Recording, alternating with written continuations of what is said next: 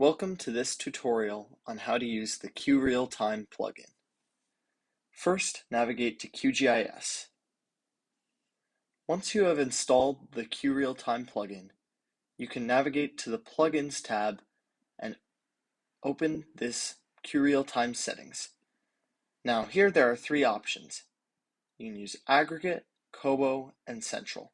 For this tutorial, I'm going to demonstrate how to use the QRealTime plugin with ODK Central. Here you will need a URL that is representative of your server in ODK, your username, your password for that server, and then a sync time is usually good for syncing. I have it set as 5 for 5 seconds. Next, open up a street map. You can see it here in the window. Next, open up a shapefile layer and save it to your desktop under any name. I'm going to name it QRealTime Test.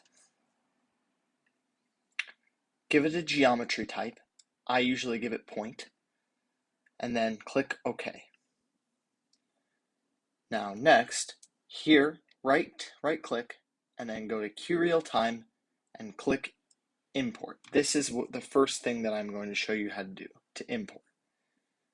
This will take it from your ODK server, take the information, and so I'm going to choose the GeoPoint form, and then click OK, and it brings in your data points from your ODK server onto this map. Next, I'm going to show you how to sync. If you click sync and check it on, every 5 seconds it will make another query to the ODK server and see if there are any new data points. So I'm going to put a new data point into this ODK form. I'm going to put it in Russia so it is very visible for everyone to see.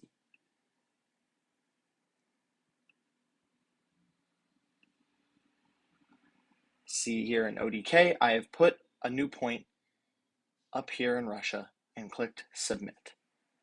Now, this should show up in about 5 seconds. Now see, it is right there. And that is how you sync.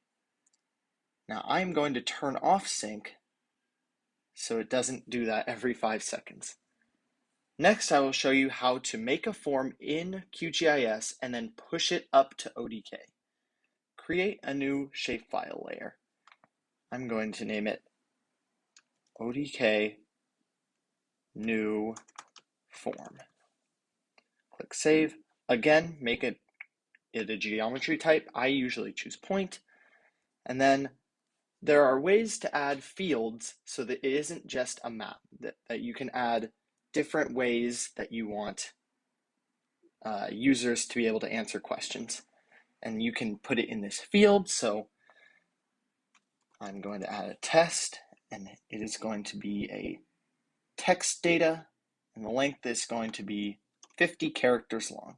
And then you can click add to fields list, and it shows up right here. ID is just there naturally. I'm going to remove that field, however, as it doesn't add anything of use. Now click OK. And then the other way you can add fields is going to properties and then going here to fields, clicking this, and then you can add new fields. Now I'm going to add one called flood. I'm going to give it also a text and click OK. And then if you click that button again, it will save the changes. And then if you click OK again, if you right click the layer, you can go to QRealTime and then click Make Online. This will send this layer up to ODK as a form. Now see, it says the layer is online. Now sometimes it will take a little bit of time for it to create and publish the form in ODK, so give it a little bit of time, but I will now show you what it looks like in ODK. Here is the form that we just created. As you can see, there is a map that users can click on to note a location. And then here are the fields we created: a test that you can enter information in, test, and then flood where you can enter information. That concludes this tutorial on how to use the QRealTime plugin. Thank you very much.